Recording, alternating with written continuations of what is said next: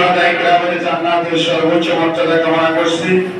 বিশেষ করে বাংলার এই সবুজ ভূখণ্ডে আল্লাহর দ্বীনের পতাকাকে, কোরআনের পতাকাকে উড্ডীন করতে গিয়ে জামাত ইসলামের নেতৃবৃন্দ সহ সবশেষ যারা আমাদের এই উন্মুক্ত পরিবেশ তৈরির ক্ষেত্রে ভূমিকা রেখেছেন, বৈষম্য বিরোধী ছাত্র আন্দোলনের ব্যানারে আমাদের যে সমস্ত ভাইয়েরা শাহাদাত বরণ করেছে, সকল শাহাদাতের সর্বোচ্চ জান্নাতের সর্বোচ্চ মর্যাদা কামনা করছি।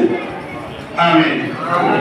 সেই সাথে দোয়া করছি দখলদার ইসরায়েলের কবরের পরে যে সমস্ত ফিলিস্তিনি ভাইয়েরা শাহাদাত বরণ করেছেন এবং যারা নির্যাতিত অবস্থা আছে, আল্লাহ তাআলা শহীদ ভাইদেরকে জান্নাতের সর্বোচ্চ মর্যাদা, বন্দী ভাইদের দ্রুত মুক্তির ব্যবস্থা করে দেন। সকলে বলছি আমিন।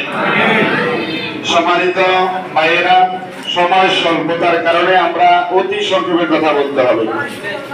আমি কোরআনুল কারীম থেকে ছোট্ট একটি আয়াতে কারিমা আপনাদের সম্মুখে একটি আয়াতের অংশ বিশেষ পড়েছি।